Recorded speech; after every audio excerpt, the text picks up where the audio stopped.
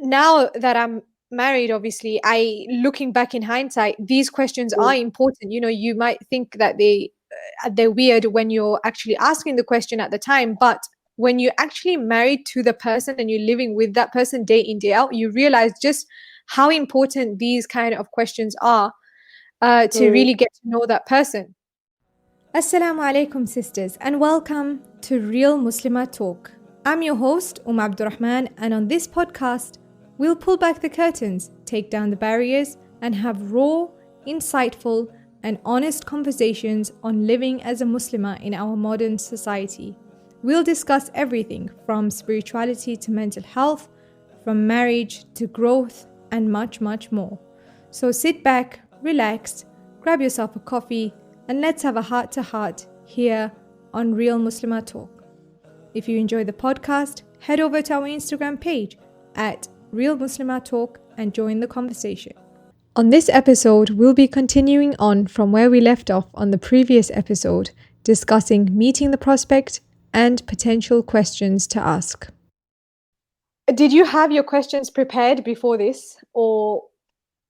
Okay, so yes, I did. I had lots of questions, and in fact, I had gotten them off a Muslim dating website or something.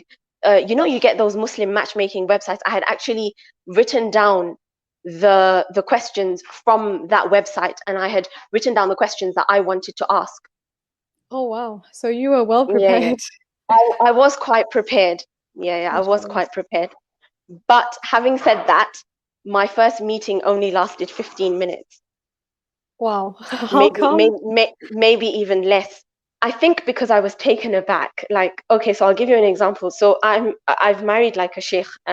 He's an imam of the masjid and he's an alim. And he began the meeting. He began with Bismillah, which actually we should all be doing. We should all be saying Bismillahir Rahmanir Rahim before anything that we do. But in this instance, I wasn't expecting that. So I was already shocked. And then the Mm. first question, he didn't even ask me how I'm doing. I mean, isn't that what you do?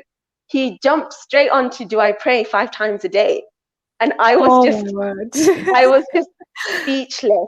I had, I had all of it, I had like two papers of questions that I had written down, and I didn't know what to ask anymore. And the thing is, I'm very rarely speechless, but in that meeting, I just had nothing to say because I don't know, it was just shocking. I was just still recovering from what had just happened in those first few minutes. So, I mean, for you to be shocked, there clearly must have been some expectation of how this was going to go, right? What did you think? How was it going to go? No, so I wasn't expecting, like, I knew that, the prayers were going to come into it, but I thought, later on, I thought it was going to be like the small talk first, because, whether someone prays 5 times a day, I think that's a very personal question, because that's between you and Allah. And we've already established the fact that I'm quite private, so I don't really like discussing a lot of things about myself. So for somebody to ask me, do I pray 5 times a day? I mean, yes, I am punctual and I try my best to be, but if for a stranger to ask that, for me was quite shocking. But yeah, I You know, think, thinking yeah, of yeah. it, I'm actually putting myself in your position right now, and I'm trying to Uh-huh. think. And yeah, it would be quite daunting. I mean, imagine that you're meeting somebody for the first time, and this could potentially be your life partner, and then all of Yeah, a sudden it's like, Bismillahir Rahmanir Rahim. Okay, so do you yeah. pray? It's Yeah, like, yeah, that is. come on, this isn't a lecture, but yeah, I don't know. Yeah, I guess. So yeah, sometimes it's interesting to, for especially sisters who aren't yet in that position, but they probably will be in the future, is to know that literally anything and everything like could happen. You know what I mean? It doesn't have to go a certain way. It could be Mm, because, remember, this person is technically a stranger, right? So they're gonna have mm, their own, methods of doing things, and that gives you, in a sense, a taste of the marriage, to come. Because, for mm, example, mm, um if a person, I don't know, now that you're married, obviously, mm. did that show that, okay, maybe he's a bit of a straightforward person, or? Yeah, you know what, to be honest with you, in hindsight, I feel every meeting should begin with Bismillah, regardless of what it is. And in fact, that that inspired me because now, no matter what I do, it can be the smallest of things. I always say Bismillah. Like I can be switching a switch off and I'll be saying Bismillah. And I do think that it was inspired by what had happened that day. I mean, I don't think it happened immediately, but I know that it did happen with time. Yeah, the inspiration, you mean? Yeah, yeah. But Mm, what about, I'm saying the fact that because he asked, he already had like what he wanted to ask, and he started asking that mhm, before any like small mhm, talk. Now mhm. being married to him, does that mean that, for example, he is kind of like a straightforward person? Meaning from that, Yes, I'd what say you so. gathered from that. Yeah, I would get from that. Yeah, I could gauge that this person's quite straightforward. Yeah. So Yeah. that was what I was trying to get at, because the thing is that sometimes things happen, right? And Mhm, mhm, in the moment we don't take the lesson and we don't reflect on it. But I think mhm, if we take that time and reflect on it and try and mhm, extract from any little thing, try and gauge, okay, what does this say about the person's character, the way that they think? mhm, I mhm, mean, that is going to tell you more than actually what's come, like what they're saying, meaning, for example, if they are claiming that, yeah, I do pray 5 times a day or do this, do that, more so how they approach the whole meeting, isn't it? Yeah, definitely. Yeah. So then how come it ended so quickly? Because you were just had nothing to say. I You think, were yeah, I had nothing to say, so I think he must have felt like he was asking all the questions because he was. And even my responses, they weren't detailed. I think they were just more yes and no and very simple and straightforward as well. So I think I can't remember, it's quite fuzzy, but those, what I mentioned, the first few minutes, that's all I remember very, very clearly. And the rest of the 10 minutes or whatever it was, I don't even remember it because so I have you're saying absolutely no idea. Yeah, so I'm saying, interesting. So you're saying that basically you can't really remember, but it was mainly him asking the questions.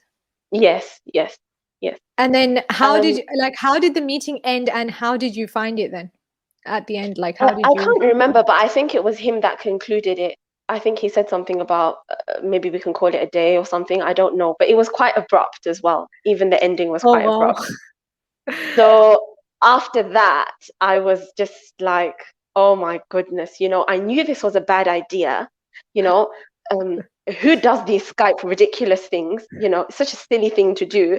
And like, I was all like, I was right and you guys were wrong. And I was telling my dad and my mom, and there was this one friend that, knew about it and stuff. So I had discussed my questions with her beforehand and everything. And I was telling her, and then I think the really good thing about having a friend that's quite open-minded is that they will tell you, like they will call you out. So she said to me, Yeah. but it was only 10 minutes. You can give it another go. Like when the elders were telling me that, when like the middle person was telling me that and the rest were telling me that, I was like, oh, whatever. But when my friend told me that, I was like, you know what? She's actually making sense. I think because you're Mm. more on the same wavelength, you're the same Yeah. age, you think the same way. So you considered having a second meeting? Yes. So when I really thought about it, I'd say even the internet, it wasn't very clear. The screen was quite blurry. Um, and there were a few other things. And upon reflection, I think we both decided, well, I don't know what he had decided, but then I decided that, yeah, you know what, we should do this again to see. Okay. So then I Interesting. think, yeah, so then I think we had another meeting maybe like about 2 weeks later. I can't remember, but it was probably about 2 weeks later. And this time it was rather smooth, alhamdulillah. So this time, were you able to then ask your questions that you had prepared? Yeah, so this time I don't know how Allah made it easy, but he just did, and it was just so much easier. And I don't remember how it began or anything like that, but I do remember the questions I asked, the questions he asked me, and how the conversation flowed from question to question. There'd be, sub questions and things like that. So it was a much it was a much more peaceful meeting. I was a bit more relaxed. How I long did think it I last? also knew, I can't remember, but I think maybe like less than 2 hours. Oh wow, So a that long was it. time. That's an Yeah, a in-depth long one, time. yeah. Yeah, yeah, it was quite in depth. Yeah, because I think once you start talking and once you get comfortable, then you're okay asking more and more questions and Yeah. getting to know each other. Mm. So, tell us what kind of questions that you asked and had prepared. If I go into the questions I had asked and prepared, this podcast will carry on for about maybe more than 2 hours. But what I'll do is I'll discuss some of the questions that were on my paper. Some of the Yeah. questions I did ask him, and some of the questions I didn't ask him. And some of the questions, they just came out spontaneously during the meeting. Okay. Yeah, I think that's And better. Yeah. yeah, so initially, it was just small talk, you know, how old are you? What languages do you speak? What have you studied? How do you like to spend your free time? Like in terms of free time, you know, do you like socializing? Do you like entertaining guests? Do you like going out? What kind of activities? Um, Hobbies, ideal holidays. So, like, one of the questions is describe your ideal holiday because, you know, everyone has a different kind of a holiday that they would enjoy. Daily routine, the weekend, extra activities, and you know, just that kind of stuff. Just kind of getting to know the person. Yeah. And then Okay. once that kind of yeah, and then as the meeting progressed, you know, I got into like the nitty gritty. Or well, we both did. So like, what do you wish to achieve from life, spiritually, materialistically, and what do you expect to achieve in life in the near future, in 5 years' time, in 10 years' time, in 2, 3 decades' time, that kind of stuff. Of course, you know, wallahu khairul makirin, but you know, we do have plans in our minds of how we want our life to pan out. So you know, I was curious to know, of course, if I was going to spend my life with this person. um and then I did ask about, you know, his social life and his stance on friendships and going out and how often, because I think that that's really important in a marriage, Mm. because some people, they get married and they expect things not to change, and they want things to remain exactly the same, when they don't realize that, hang on a second, my life is different now and I am going to have to change things cannot remain the same. So So, when you're saying that people expect it to remain the same, what do you mean? Like, if mhm. the person is outgoing, then they expect themselves to, carry on being outgoing after they get married.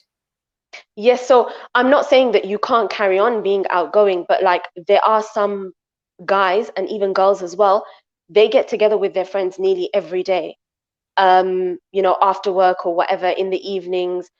uh, Things like that don't work after a marriage, and if they do, I mean, yeah, you know, from the exterior, you might see that there's a couple and the husband or the wife is always out in the evenings every single day with their friends or what have you, but you don't know what goes on behind closed doors, you know. Maybe she does have a problem with it, or maybe he does have a problem with it, and it's something that, you know, they've really got to kind of, you know, work around. So yeah, I mean, these kinds of questions were rather important for me. I needed to know where he was at in regards to things like this. Yeah, and I think also knowing that is quite important because what happens is after marriage, like you said, sometimes people have this expectation that, oh, my husband's going to be with me and do this and that with me, but Hmm. it turns out that he's not even that type of a person. So he Hmm. actually prefers to, for example, maybe if it's a walk, to go on his own, for example, Hmm. or Hmm. anything. You know what I mean? So it's Yeah. really getting to know the character and Oh, the definitely. person inside out, basically. Mm. Yeah, yeah, Yeah, definitely. so that's really important. So the next, yeah. Yeah, and then I asked questions like, how would you describe yourself? And then I think I remember this part of the meeting. I think he said something like, what do you mean? So then I said, like, no. So, like, would you say you're a happy person? Would you say you're moody? Would you say you're angry? Would you say you're calm, shy, confident, patient, enthusiastic, motivated, stubborn, flexible? You know, I just gave a list of words. I don't think it was exactly these words, but, you know, Do you you get the think gist of it. do you think people would reply to that in a, like, in an honest manner? Um, I think it depends on you as a person. Like, I think with both of us, we were quite honest because we didn't want to, both of us, we do hold the same like principles and values. So, and I could see that through the meeting because none of us painted a picture of, none of us glorified ourselves. So like, for example, when he said to me, like, how would you describe yourself? I actually think I said to him that my elders think I talk back and that I have an attitude problem. Like, I just told him because I didn't want to make myself seem like I'm this perfect person. And then like we did end up getting married and then he'd be like, hang on, you know, what is wrong with you? Why do you talk back so much? Or why do you do this? And why do you do that? So Yeah. I think it depends on you as a person. You yourself need to be honest. And if the opposite person is honest, that's between them and Allah. But you yourself have to be true to yourself and you have to try and paint a very realistic picture. It shouldn't be photoshopped. Yeah, definitely. I agree. Um, Mm, but obviously, I definitely agree with asking those kind of questions, but it's just obviously, mm, you have the one side where someone, can be honest and someone can be dishonest. And then mm, like, how do you go about that? You know what I mean? Because then they would mm, have painted this picture of themselves. mm. And it's it's sad because then once you're married, maybe all that facade kind of is gone and you see a person Yeah. for what they are. Mm. So yeah, Yeah. It does get difficult. Yeah. I think Mm, it's just to be wary and to know, like, I think you can also sense it in a person, like you said, because you were vulnerable and you were honest.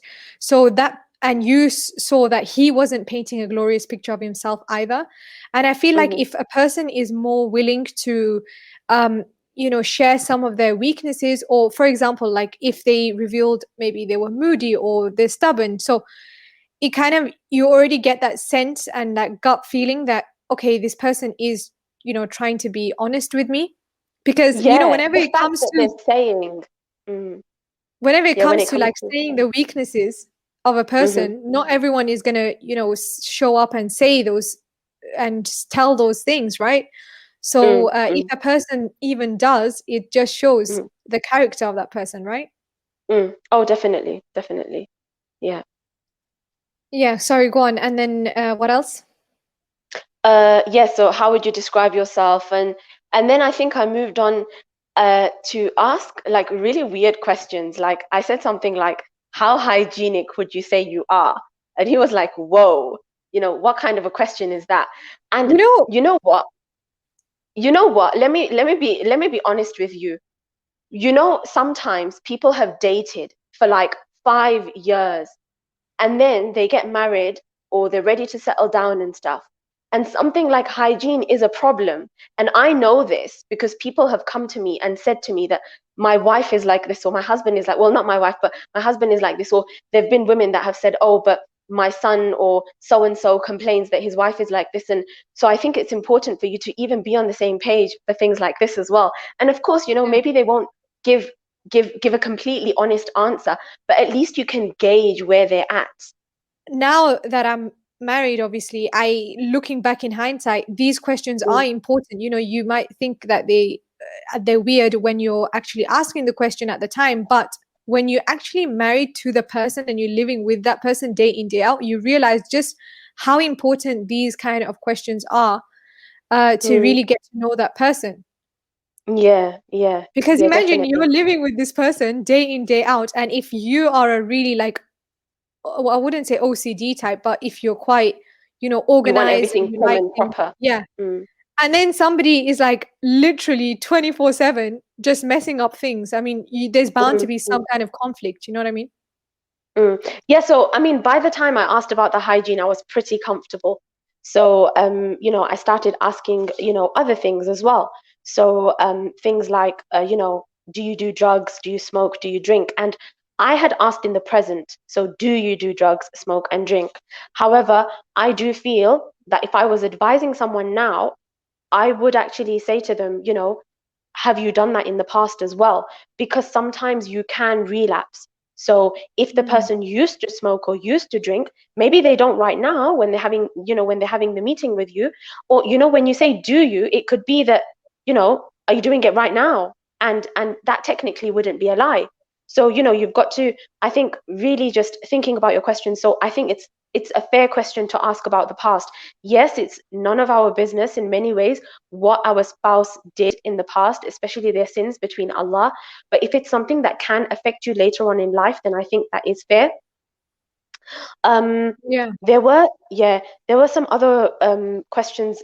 There was one question that I remember actually that he asked me. This was something that I hadn't asked him, but he asked me, and that was, I think it was a really good question that both sides should ask, and that was, um, are you being forced to have this meeting, or is it of your choice? Yeah. And Yeah. why? And then I think another thing that he asked me is, whilst we are having this meeting, is there anybody else that you're interested in? Like, are you doing this just to make your family happy, that kind of stuff? And at the time I felt slightly offended, but I think that's because I'm the kind of person that would, like, I didn't ever see myself being forced or being pressurized to do something. But I Mm. think in hindsight, again, that was such a good question that he asked. And I think everyone should ask that, both genders, girls and boys, because boys also feel pressured to marry somebody. Sometimes they have family members that will say things like, no, I'm going to cut you off financially if you don't marry this girl. So, like, at Mm. least that way, then the girl knows that the boy's not interested, and then she can reject the proposal and make life easier for him.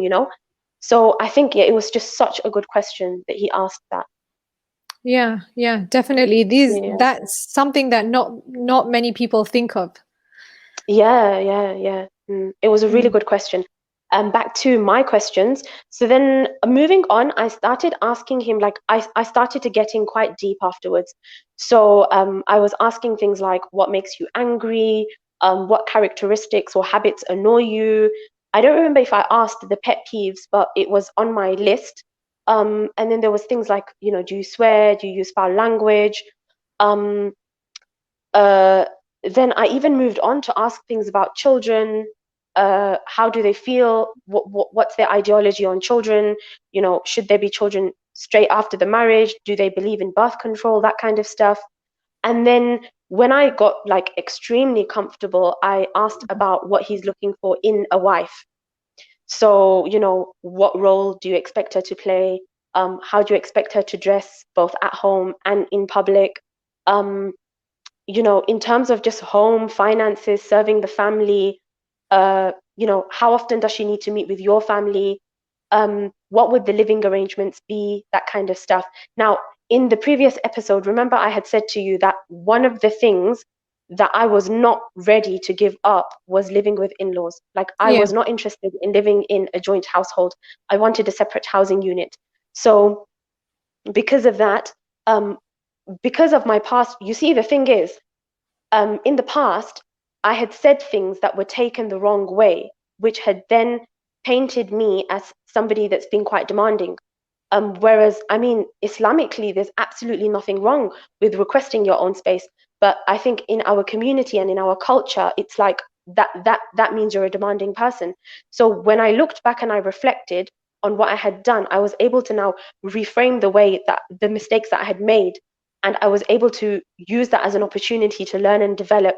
And then I was able to kind of review and reflect on things I had said in the past. So this time, when I spoke to the prospect, I had asked him what would the living arrangements be. And I think that was Mm. so much better. Because, Yeah. sometimes we word things and we don't mean it that way, but it's perceived the wrong way. So Definitely. um, yeah, so then at this point, he had said to me that, like, oh no, I'm going to be living separately from day one.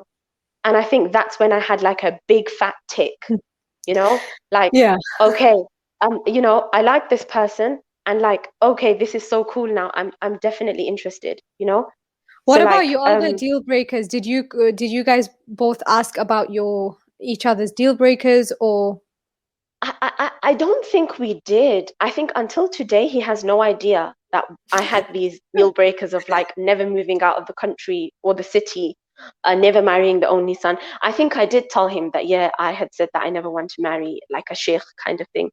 But the other two, I don't know if we've really ever even discussed that. But I think the thing is, you know how they say never? yeah, yeah. I think in hindsight, those things, I thought they mattered, but they didn't. Mm. Yeah. So I sometimes we think, think something see, massive, but it doesn't. I also feel like it was your like your good fortune that Allah blessed you with, that those things didn't play a role in conflict later on. You know what I mean? Because had Mm, those mm, things been a means of conflict later on in the marriage, you would have probably mm. been like, why didn't I communicate this?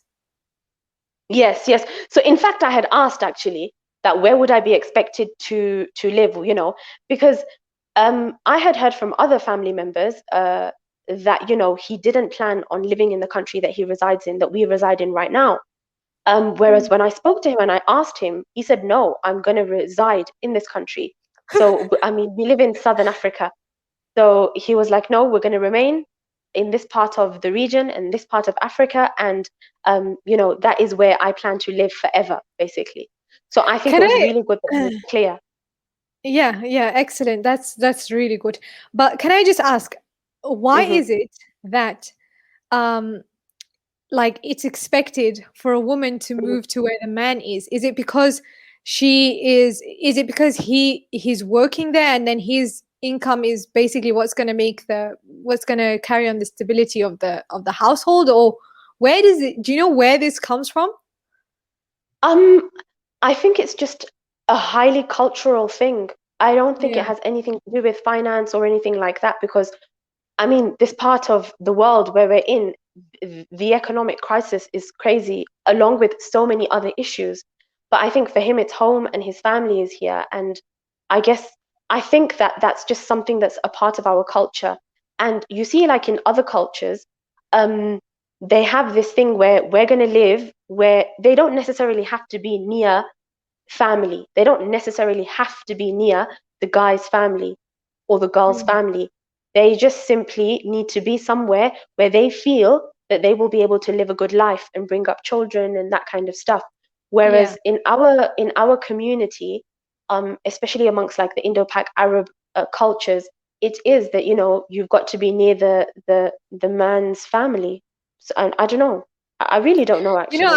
was Yeah. actually discussing this with my friends because I was saying that subhanallah, a woman when she gives birth and she technically needs her family support, her Yeah. especially like Mm, her mom and all that. And I was just thinking, how is it that a woman ends up, with the man's family when in mhm, reality he doesn't need his family. He can technically, be on his own, but she needs her family for that, the help when it comes to raising children. And I guess people also maybe they see that their husband's family will be of help, but I don't know, mm, for me mm. personally, It's not always the case. Mm, yeah, yeah, I feel like, mm. you know my family would, because I would be more comfortable with them, Yeah, and because I've yeah, known them, they technically raised me, they know what I'm like and everything. So it would be easier to have that kind of a help. But yeah, yeah. anyways, it's Oh, interesting. But definitely.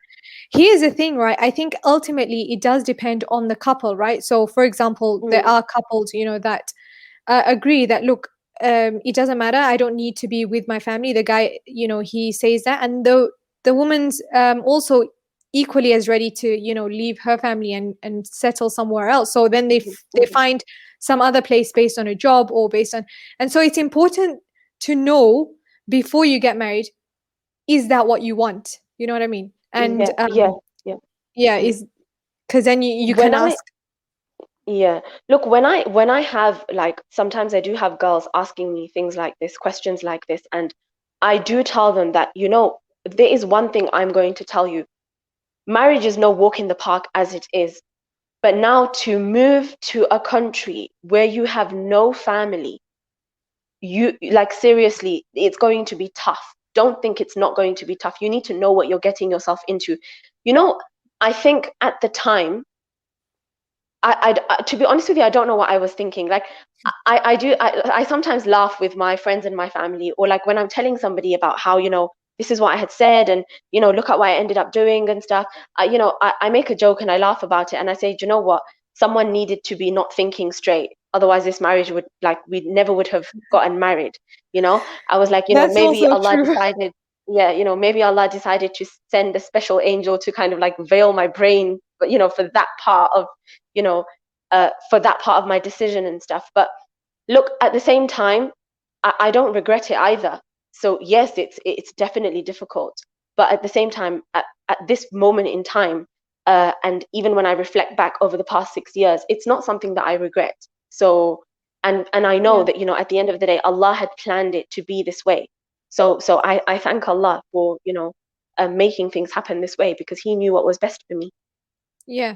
You know what's really interesting is because we technically don't know what's best for us. We think we know what's best for us, Exactly. but ultimately, Allah knows what's best for us. And the situations that He puts us in, as we said in the previous episode as well, is what builds us ultimately and what will, allow us to learn certain lessons. So, even for Mm, example, me, if I look back and I'm like, maybe there were certain mistakes that I maybe classed as mistakes that I made, mhm. but then I'm like, hang on, if that hadn't happened that way, if Allah didn't plan that to happen that way, I wouldn't have learned X, Y, and Z. You know what I mean? So Exactly. Yeah, that's why it's 100%. so important to have that good mindset and good thinking of Allah, because, like we mentioned before, He knows ultimately what He's putting you through and why. Yeah, you have to think good of Allah. I think no matter what you're going through in life, um, you have to remember that ultimately Allah is the one in power, and you have to know, and you have to be able to acknowledge and recognize that whatever is happening, it is for your best. Because I think a lot of times what ends up happening is we end up questioning Allah, and that's not healthy at all, Yeah, and yeah. it's quite detrimental. Yeah, definitely. Mm. So when did the whole, okay, so sorry to cut you there. Are you gonna say more questions or? I have yeah. So, well, I didn't ask this because he had already told me that, we're not. I plan to live. I plan to live together from day. Sorry, I plan to live in a separate housing unit from day one. So, because he had said that, I didn't need to ask the further questions. But now, because there was attraction, I was actually going to ask. Had he said to me that, if we, I do plan to live with my family, then I would have asked more questions. So, like, would this be Mm, something that's indefinite? Or is it something that would be temporary? If we're living together, how would it work? Who else would I be sharing a household with? Um, and I had all these nitty-gritty questions written down. Things like, what time am I expected to wake up? How is the domestic work going to be shared out? Like, I had all these questions written down, and I think that these kinds of things, when they're discussed in a meeting, it makes things so much easier later on. Because, mm, I think back to things that girls tell me, okay? And honestly, so much of it is to do with the house, because they're living in a shared house and they never discussed these things from before. And they didn't know how to go about things. mm, Is the mother-in-law or the sister-in-law or whoever it is, are they going to do all the cooking, and are you just going to be helping? Is there going to be a routine? Are you going to have a timetable where you cook 3 days a week and I'll cook 3 days a week, or I'll do one day, you'll miss a day? I think all of these things, they need to be discussed in the meeting. And I personally feel, look, this might be, people may disagree with me, you may disagree with me, but I personally feel that if now your prospect has said, no, I do want us to live together, I now feel that the next step should be for you to have a meeting with his family members as well. So, like, mm. I would then advise the person to now have a meeting with the mother-in-law and the father-in-law. Ask the mother-in-law, what do you expect from me as a daughter-in-law? I need to know this. I need to know where I am. Like, I want things in black and white, because I don't want issues later on, kind of thing. So I think it's Okay, really good to know where you stand. yeah, definitely. That is interesting. That is something that I actually never thought of as well. Coming to think of it, it's actually very, very useful to have that conversation as well. Uh, I wanted to ask you two things. First and foremost, we forgot to mention how, writing things down before you Mhm. actually ask, before the meeting, it's Uh-huh. so important because, when, for example, when you are either when you see the person, like how you mentioned the first meeting, you were kind of shocked, you didn't know like how it was going to go, and then of course you Mhm. didn't end up asking what you wanted to in that meeting. So it's important, I guess, from your experience as well, isn't it, to write these things Mm. down so that if anything Oh, happens, at definitely. least you can refer back to the paper. Yeah, yeah. Because what Because it it is, could some get people, awkward or something as well. Yeah. yeah, Sorry, you were saying? but the thing is, some people find that, maybe extra, or, no, that's unnecessary. And then maybe it'll give off an impression that I'm coming with all these demands, and I'm like, I want to know all these nitty gritties. And that's the thing, what we were discussing in the previous episode is knowing, like, being confident in and of yourself and having that self-esteem, Mm, because mm, ultimately, if you don't clarify certain things before marriage, you mm.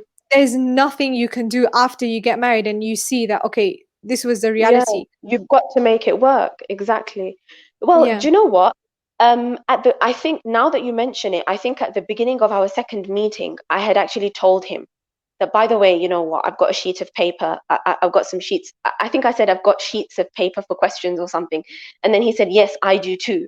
So we Oh, both had okay. written things down.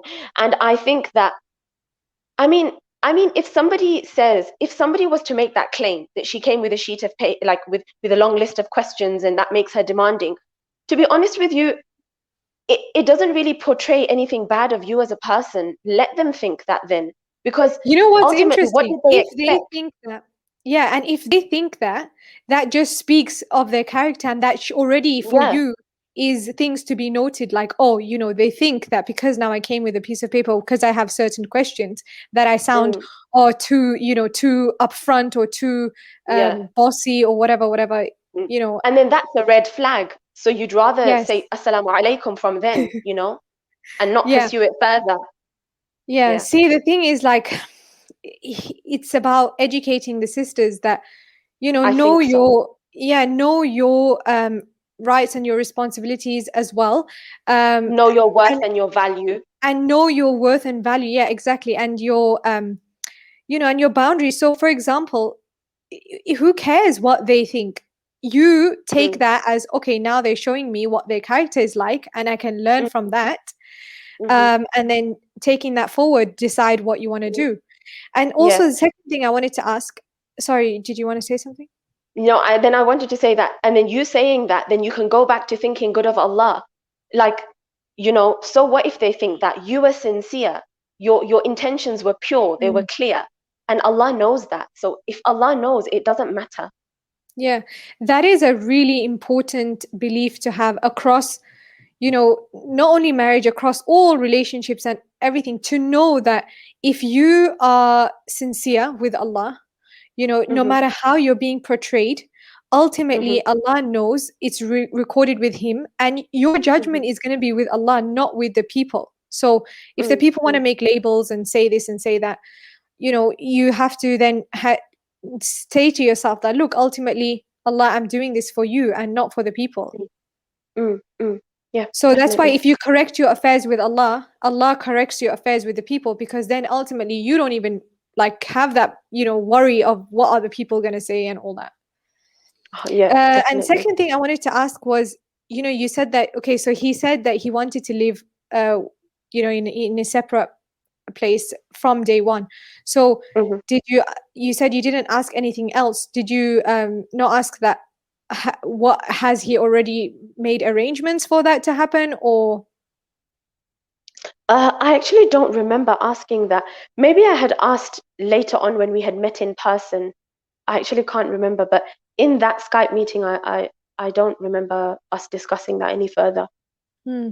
Because I think it's Yeah. also important for for people to ask further, like, Oh, yeah. not only just Mm, leave it at what he's claiming. No, let's yeah, follow that's that up true. and see, is he actually Mm, doing something for it? Like, mm, maybe, okay, he's yeah. saying that, I don't have the money right now, but I'm working and I'm saving up, and this is how much maybe I've saved up for a Yeah. house, Mm, and things like that. Because what it is that we've yeah. had cases where people are told that we're going to be living separately from day one, but then Hmm. that was just a Hmm. claim, and that was just, their words, but there was Yeah, no it's action very to back common. it up.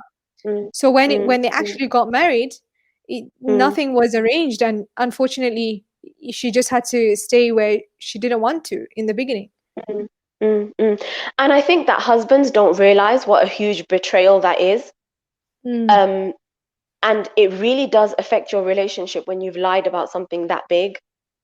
Yeah. Um, yeah, I think it's something quite serious. In fact, now that you mention it, I didn't ask this, but if he does say that, yes, I do plan to live separately from day one, I think that you should also ask things like, okay, how far? Like, are we going to be living right next door to each other? Are we going to have access to each other's houses?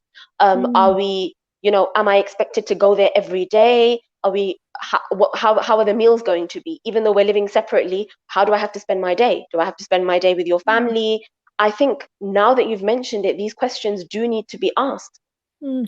You know what's funny is that so many of these things, of course, we in hindsight, we're like, oh, Hmm. we should have asked this and we should have asked that. But in Hmm. reality, like I know for me, for example, um, Hmm. I didn't ask any of these questions. And Mm, mm, I was young and I was naive. I did hear stories of mm, things happening with people, but in my mind I was like, no, mine is going to be different. I'm going to mm, have an amazing relationship with my in-laws, and it's going to be different, because in my head I was like, no, those women who are having X, Y, and Z issues, that's because they mm, themselves are doing X, Y, and Z. And if I'm not mm, going to do mm, that, then my life will be mhm, different. But then mm, again, it comes yeah, down to, now I'm just like, no, I really should have, mm, set the record straight, not had mhm, any, blind mhm, sights. You know what I mean? Like mhm. sometimes you're just So so yeah, naive. so Yeah. yeah. So in that way, I feel like I did save myself a lot of headache, because when I think about it now, back then I still am, I'm all about breaking stereotypes. I'm so against this whole like mother-in-law and daughter-in-law thing. And Yeah. And today that's I what can I was like as well. Mm. Yeah, yeah. And today I can confidently say, I mean, this is going to be in our next episode, but today I can confidently say that, Alhamdulillah, Subhanallah, I get along with every single one of my in-laws, and we have a healthy relationship. And I really do think it's because I set the record straight from day one. Yeah, definitely, definitely. That's what it is, just foregoing that so-called embarrassment that you feel in the beginning, and trust me, in the Mhm. long term, it will do your relationship wonders. Yeah, yeah. I think we can talk about that in the next episode, because there's a lot to say about how we behave at the beginning of a marriage, and then we reach a point where we're burning out. Mm, yeah, yeah. Mm. So, sorry, carry on if you have any more questions. Yeah, so I think those were mostly a lot of the questions that I had. There were things like I had written down, things like, if there are, what are things that you can't forgive, for example, in a marriage. When do you feel it's appropriate to like seek mediation in a marriage? Um, I had other questions as well, like as a father, what do you feel is your responsibility? What's your work? Do you believe that you have a steady income? Do you feel that you'd be able to provide? What do you feel are your financial responsibilities? But these kinds of things I didn't ask. Like I never ended up asking, because I think in fact, on my sheet, I had even said, define mental, physical, verbal, and emotional abuse with examples. I actually went through my photo gallery to Wow. find the sheet, because I feel that that's really important for the opposite person to be able to define that. Because if you don't know what it is, how do you know you might not be doing it to your wife or your husband? Mm, So, I mean, I didn't ask these questions because by the end of the meeting, I was quite comfortable.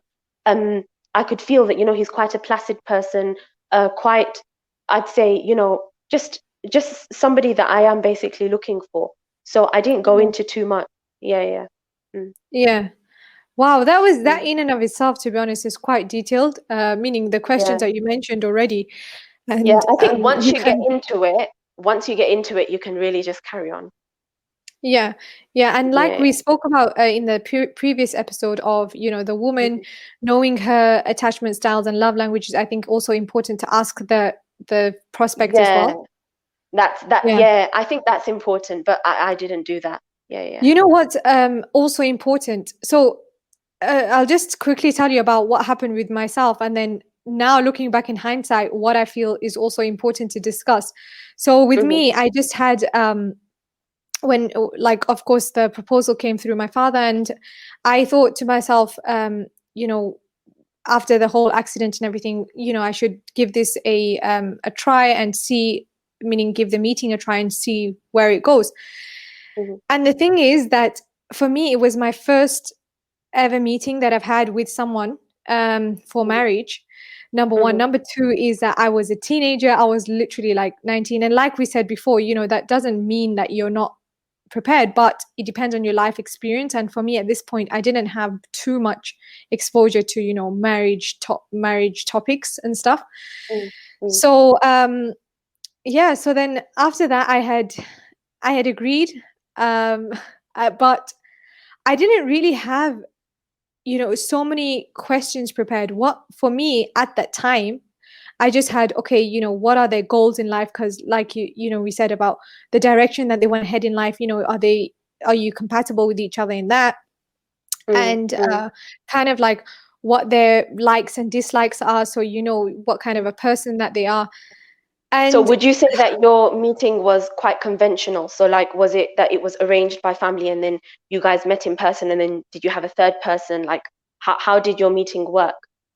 yeah, so well, in the beginning, my dad was there, but then after a while, I think he stepped back and then just let us continue the conversation. Mm-hmm. But the thing is that for me, I was just like,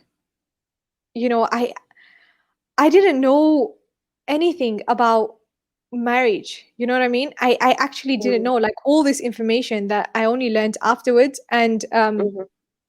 like I said, my mom was like, oh, you're so young. Like, what are you doing thinking about marriage?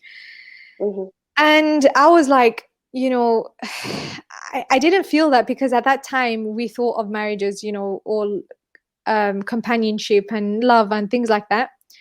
So Mm-hmm. when it came to like actually the conversation, I pretty much wanted to see how comfortable we were in, talking and that, because I assumed that is will give an indication to the companionship. You know what I mean? Mm-hmm. I mean, Yeah, as yeah. naive as this sounds, it still happens like for some people. And that's why I want to, create this awareness that, when you're young, sometimes you don't. And I wasn't told this by anyone. Like my parents, they didn't sit me down and say, oh, these are the kind of things to look for. And it was pretty much all because I wanted to, and it was my sort of decision in going Mm-hmm. ahead with this. So I But in didn't the really have. future, okay, so I have a question for you.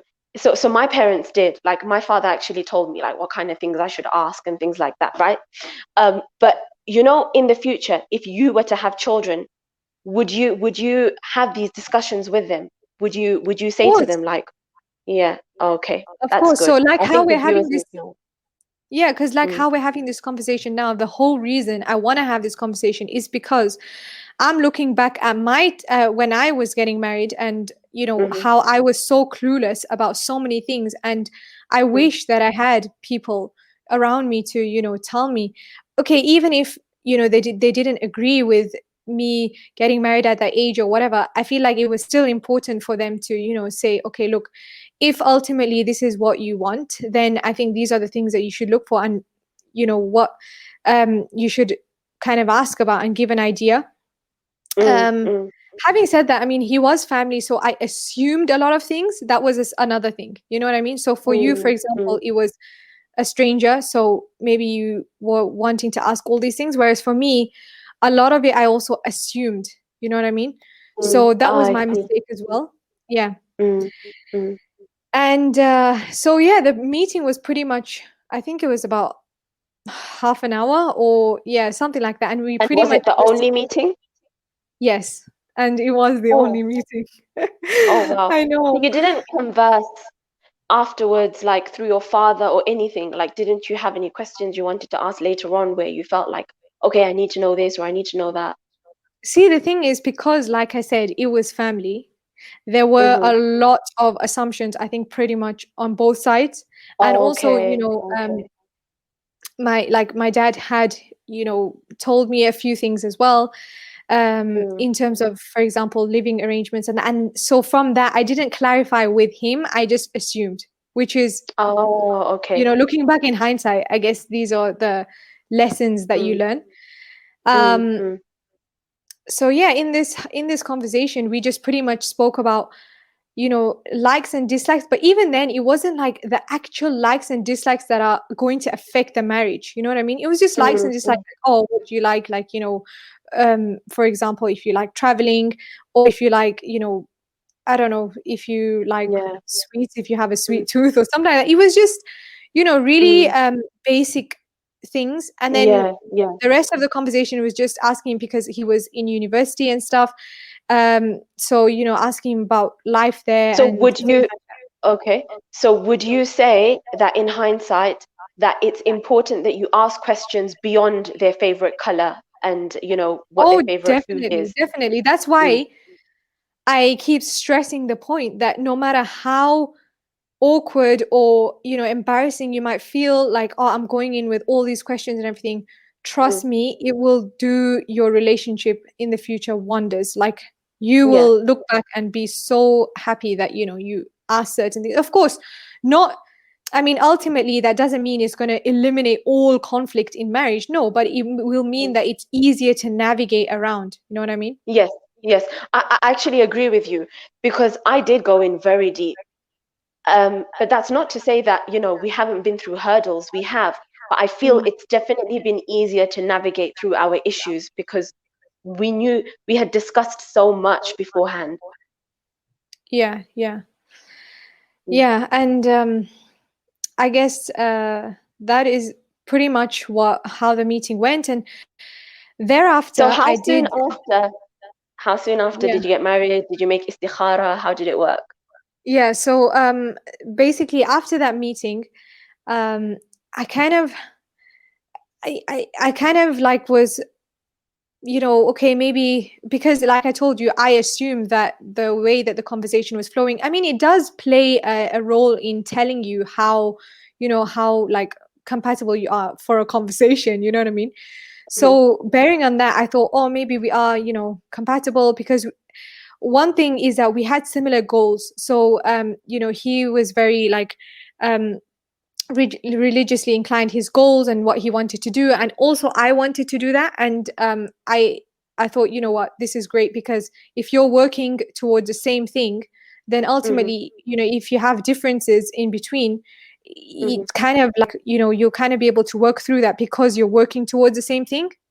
mm, mm, So yeah, and then after that, I did istikhara, because at this point it was like, my dad was, ready to, meaning, depending on if I was ready, he was ready to, take care of the nikah side and everything. But my mom's side, of course, they were like, they were still very, um, like skeptical of the fact that, I'm so young and I'm going into this. And mm.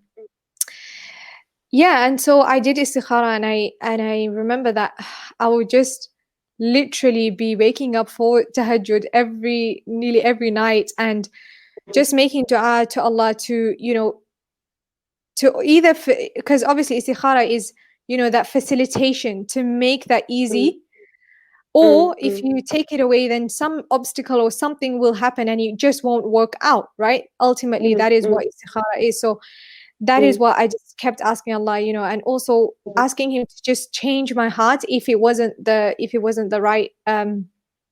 mm. right thing, which is in the istikhara Yeah. dua as well. Mm. Should we make it clear to the viewers that it's not necessary for you to see a dream when you make istikhara? Oh yeah, definitely. I think maybe they might know at this point, because it's been quite, quite explicit. A lot of people are, creating that awareness that it's not a dream. It doesn't necessarily even have to be a feeling, although at times Mm, it can be a feeling, but at times you can just be left like in confused. But then, see, the thing with istikhara is that you make the istikhara, right? And mm, then you take active steps towards what you think is best, right? mhm, mhm, And if in that instance you face mhm, a blockage or you face an obstacle, and then, for example, some people, they might do istikhara and then they might take the steps to, get married, but then they realize that, oh, some new red flags are coming up and the family is mm, saying this and this. Well, then mm, don't take that lightly. That is mm, actually signs from your istikhara, and you should actually take that into consideration. Because mm, see, what mm, happens is, some people, they're like, oh, well, we prayed istikhara and we went into it, so it must be okay. No, but then there might have been red flags which you ignored, and Mm. that you didn't take that into account. So And I yeah. think that you can definitely gauge whether or not a family is interfering when it comes to things like planning the wedding and things like that before they get married. Yes, exactly. Yeah. Yeah. Mm. Yeah. Um, yeah, definitely. If you find, for example, interference, like you mentioned, or even, for example, the guy, gives mixed signals. So like, Hmm. one day he's like really interested, and the next he's like, oh, I think we should wait another 6 months or whatever, without any giving any Yeah. reasons and stuff like that. Like Mm. there are a lot Mm. of red flags that you can spot from like Hmm. just being in it with an open mind. See, the thing is, some people, what they think is that, oh, well, if it's not so clear, and if it's not something Mm. that's so clear, then Mm. how can that be a red flag? But even the most Hmm. subtle of things, that's why your mind has to Hmm. be really like switched on at this point, and you can't be Hmm. like overcome, because some people, they are overcome with love and everything, and that's where the whole dating thing, a lot of the Mm. time it doesn't work, because then you blinded with love and infatuation over this person, and then you just ignore literally all the red flags. Yeah. Yeah. I think that's so Yeah. true. Yeah. I think that when you're dating, you're in so deep. You're in. People claim that they're in love, but we don't really know. It could just be lust. That they do miss out all the red flags. How they Mm. behave when they're angry, how they treat them when they're upset. How often are they distant with them? Do they ignore them when they're upset with them? The lack of communication, um, or like even things like how they are with their family, with their mum, their dad, their siblings, what Yeah, kinds of looking relationships back they in have. hindsight, yeah, I just want to touch up on things that I now, when looking back in hindsight, what I wish that I had also asked. So many of the questions that you had mentioned, I wish that I had asked that. And also, Mm. things like, for example, um, how, like, what things do they feel like they need to work on? So what are they, Mm. in other words, what are their weaknesses? How Um, do you want to improve as a person? yeah, that's a better way of asking. How do you feel like you want to improve as a person? Um, Mm. so then you can know that, okay, you know, and also the expectations. I think you also touched upon it. The expectations of the roles within the Mm. family, within the marriage, right? Mm. Do you Mm. expect me to, be cooking a meal every day, like you had mentioned? Mm. Mm. And Mm. also upbringing of children. I mean, at this point, Mm. it's kind of, you might feel like, oh, it's a bit counterproductive. We're just in the beginning and we're already talking about children and everything. But trust me, Mm. it'll give you a good idea of the whole But marriage as a you whole. have to know this. Yeah, Yeah. yeah. Mm. So, Yeah. like, for You example, know, people, they have conflicts in marriage because of the different parental styles. Like, they themselves mm. as a couple might get on, but they have so different parental styles. Like, one is all about, discipline and teaching the children must learn the hard way, and, meaning they must learn their Mm. lessons on their own and stand up on their own 2 feet. And the other one's like Mm. all about, mollycoddling them and like, spoon feeding Mm. them. And so it brings about such big conflicts in the marriage. Actually, you're right, because there are so many couples, they got along so well whilst they were dating, or even if it was an arranged marriage for that first year or the first 18 months, 2 years, however many years. And then after they had a child, they'll say things like, I thought a child was supposed to make you closer as a couple, Mm, but instead it's made us grow further apart. And yeah. may Allah protect, but some couples, they have actually ended up divorcing because of parenting styles and things. So I think that you're Yeah. right, it's so important to discuss these things in your And meeting. maybe, yeah, and it may be an indication to that is asking them about their parents and how he was raised, basically.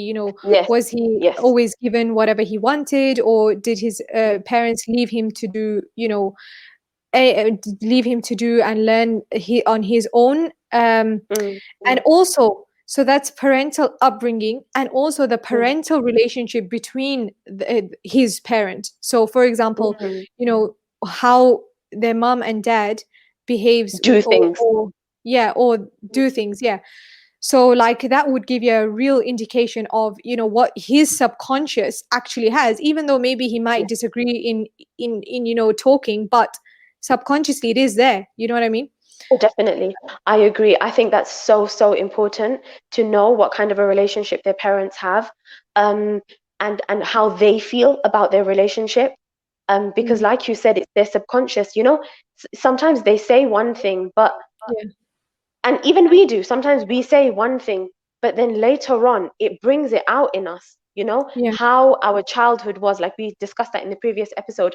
These things, they will come about in your marriage. So it's really yeah, important that you do discuss them. yeah, definitely. Yeah. And So also how, what sorry, yeah, you were sorry, saying? go on. Oh, No, I just to make wanted to clear, ask you. yeah, Mm-hmm, to make clear is that wherever, for example, wherever you are given the information, right, and mm-hmm, also what you can gauge from what's been given. mm-hmm, So remember, there's mm-hmm, one thing about being given some information, mm-hmm, and taking that at face value, and then there's another mm-hmm, thing of take that information but reflect mm-hmm, on it, think over it, really look into it deeply, you know what I mean?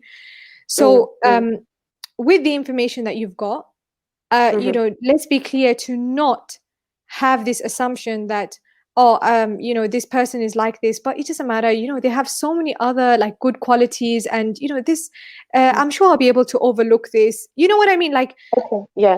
So there's how this. did you know, Abdurrahman, how did you know that you were interested in marrying this guy? Was there a certain, like, what made you decide that, you know what, I want to marry this person? Like I said, because our goals were so aligned, right? So it was the And goals. goals aligned, and also the way that we were able to have a conversation that flowed, and Mm-hmm, yeah, and I have to admit that it was also a lot of assumption that I made as well, you know what I mean, in terms of mm-hmm, um how he was like, based on, for example, maybe what my father had told me, or what I mean, like, mm-hmm, also, mm-hmm, how they say mm-hmm, do your research and find out from other people, so mm-hmm, mm-hmm. based on that as well. And Okay. so yeah, and also then what happened was with the istikhara is that um I kind of went with what I wanted. So at this point I was like, okay, I think that I'll go forward with this, bearing in Mm-hmm, mind, for me it was my first meeting, right? I hadn't met anyone previously, and I knew mm-hmm, at the back of my head that there is a possibility that mm-hmm, I could find somebody else, you know what I mean? mm-hmm, mm-hmm. And even my family did say, it doesn't necessarily mean that he's the only one that's compatible with you, or you feel that is compatible with you. But then I was Mm. like, after all the accident stuff happened, and I was like, you know what, do I really want to spend more of my time looking for other people, or if I found this one and it's pretty much like, I feel compatible, and so why not just go with this and see where that ends up? And see, Yeah. when I was younger, I I automatically like thought that if things don't work out, then I'll be young and I can still find someone else. You know what I mean? And Mm-hmm, that's the mm-hmm, reality of how mm-hmm, sometimes we think when we're younger. mm-hmm, mm-hmm, So yeah, after the istikhara and that, and here's the thing. So I said that my mom and them were like, oh, you're so young, etc. But after the istikhara, and it was like I was starting to think of it more seriously and pursue it. My mom actually turned around and said, and this was quite some months after, she was like, oh, well, if this is what you want, then it's your life and your decision, and you can, like, you're free to make that decision, which I mm-hmm. found was really, like, that was a turning point for me, because up until this point she was like, oh, I think you're too young, you're just rushing into it and all that. And after doing the istikhara, remember, yes, I did discuss it with my family, but I kept getting that rejection from them, you know what I mean, in a sense that they kept telling me Mm-hmm. that no, this is not a good idea. But then Mm-hmm. this breakthrough happened, and my mom was like, okay, if that's what you want, then that's what you want. And instantly I took this as, this is a positive from the istikhara, and I just wanted to go ahead with it. And the thing is, at that time, he was finishing off his bachelor's at the university, and he was now at a point where deciding, should I come home or finish my studies and come home, or should I continue on for the next couple of years doing my master's? So did you have quite a long engagement period then? Like Yeah, from when you had decided that you're interested in getting married to the actual wedding, was there quite a lot of time? yeah. Well, there were a couple of months, Mm-hmm. um, because, like I said, I was kind of waiting on on what my family Mm-hmm. would agree on. Mm-hmm. Not to say Mm-hmm. that if they were hell bent against it, that I wouldn't have pursued it. I would probably still have pursued it, because, like I told you, if there was really no good in this, then Allah would Mm-hmm. have prevented it in some way, shape, or form other than that. You know what I mean? Mm-hmm. So yeah, so for me, I felt like I was kind of, oh yeah, and I did at this point, I wasn't even ready, in a sense that to agree with my parents, in a sense that I wasn't ready. I didn't know how to cook. Not that you need to know how to cook, but looking back in So I hindsight, have a it would have question for made you. I have a life much question for easier. you. Did your now husband, did he ask you in your meeting if you knew how to cook, or like were there any questions that he asked that girls should, are there any questions that men will ask that girls should be prepared for? Well, see, the thing is not really a wise idea to ask me, because, like I said, I was so we the our Oh, meeting okay. wasn't even like how yours was, Mm-hmm. mashallah. But having said that, I myself, from my own self, told him that, look, I don't know how to cook. Mm-hmm. My family think I'm too young to get married. And Mm-hmm. so I put that out there, because I don't want it Mm-hmm. to be said to me tomorrow that, you Mm-hmm. don't know how to cook and this and that. You know what I mean? Mm-hmm. To which he responded, when I said that I don't know how to cook, he was like, "Oh, that's fine, because cooking you can always learn. It's something that it's a skill that you can acquire later as well." Mm-hmm. Yeah. Which, looking back, I feel like I should have learnt, properly, at least to do a few dishes, because what happens is, later on, you don't know, where life can lead you, and what your situation, or surrounding or environment might be like, and then Mm. you just need that skill for yourself. I think some women I are think just it's like, a basic, some girls. yeah. Yeah, I think with cooking, it's a basic life skill that both genders should have, you yeah, know? yeah. But see, the thing is that Mhm. what was interesting is that, at the time, Mhm. um I kind of assumed that maybe he would help me with the cooking and that, because, remember, for me, I was like, oh, the Prophet ﷺ helped in the house, and this person, he knows, like, he knows the hadith and that, you know what I mean? So I was Yeah, like, yeah. oh yeah, I'm sure he'll be helping me. But looking back in hindsight, that's definitely something that I should have asked, and Mm. I didn't. Yeah. So yeah, so we mentioned how we should be clear that we can't um look to change that person. So if there are certain Yeah. things that a person is telling us, instead of saying, oh, but I really like this guy, he looks so he looks a certain way that's appealing to me, and instead of thinking that, really take it for what it is. Mm. Mm. Mm. Definitely. Yeah. Now, going back to you, so how did you ultimately know and that he was the one? I think like how you mentioned, similar goals. There was a lot of compatibility. What they wanted to achieve from life, it was similar to what I wanted to achieve. The conversation flowed. Um, Definitely, there has to be some attractiveness. Um, Mm. you should, I do think that he cracked a joke or two, which I did find quite hilarious. So, I mean, a sense of humor definitely for me. Yeah. Um, it was a whole load of things. But I think the two things that really made me decide were like the fact that I'm gonna be living alone in my own housing unit, and the second was I was so shocked that he didn't ask me if I know how to cook. And so then I questioned it. I said, most guys, they always ask their prospect if she knows how to cook. So, Mm. like, why didn't you, ask me? And like, I just loved his answer. And I think for that, I was like, okay, I definitely want to now make a plan to meet in person because, uh, you know, I was really impressed with the answer. So I don't remember what he said word for word, but he had said something like, he said something like, I don't want my prospect to feel that marriage is all about cooking and cleaning and basically serving each other in that way. There are many other ways that, you serve each other in regards to like companionship and that kind of stuff. So I think Mm. I was just so impressed with that answer. I think it was like men don't give answers like that. So I was like, Yeah. okay, this is my needle in the haystack. So I'm like, Bismillah, let's see now. Let's take the next step.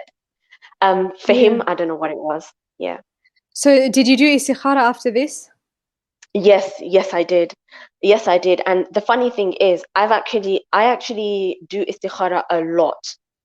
And Mm. the weirdest thing about this specific istikhara is that I actually had a dream. And Wow. thing is, like, I'm totally like one of those people that no, istikhara does not mean you're going to have a dream and things like that. But, sometimes in those small cases, you do have a dream. And it was actually a really funny dream where there were two uncles. So I was at my nan's house and there were two of my uncles. And one of my uncles was like dead against it. And the other uncle was like, no, rooting for me. And I woke up I woke up all of a sudden, and the latter part of the dream was the uncle that was saying, go for it. And I think for me, Wow. that was my sign to take the next step. And for me, that was a miracle from Allah, honestly. Yeah. And Yeah. then that's when I was like decided that, I do want to take the next step. So Bismillah. Mm. Yeah. So, inshallah, in the next episode, we will discuss basically from here how it then transpired into marriage. And yeah, and then inshallah go into the beginning of marriage. But we'll have to call it a day for now. It was really, really insightful, and I learned a lot, and I'm sure the viewers and the sisters out there have learned a lot as well. And yeah, any final words before we wrap up? I think, for me, now that I'm reflecting back on everything that we discussed today, I think to have tawakkul, if someone is at this stage of their life, I think definitely to just have tawakkul and to really study the meaning of what tawakkul is. Because I feel that, when you have a healthy mindset and you, like you said, you have husnul dhan, you think good of Allah subhanahu wa ta'ala, things will become easy for you and Allah will pave a way for you that's going to be a lot easier, inshallah. Definitely. And I would Mm, say that no matter what you've heard from other people, at the end of the day, this is now your chapter to write. And mhm, you can either go in it making the same mistakes that others are, or you can now choose, to learn from those mistakes and, mhm, pave your own path going forward. mhm, mhm.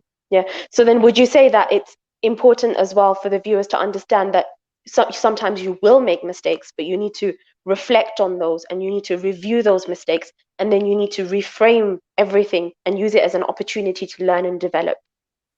Definitely, definitely, yeah. Mm. With that said, inshallah, I will see you on the next episode. Jazakallah khair for joining, and take care. Assalamu alaikum. Wa alaikum assalam. If you enjoyed the podcast, don't forget to head over to our Instagram page at Real Muslima Talk and join the conversation.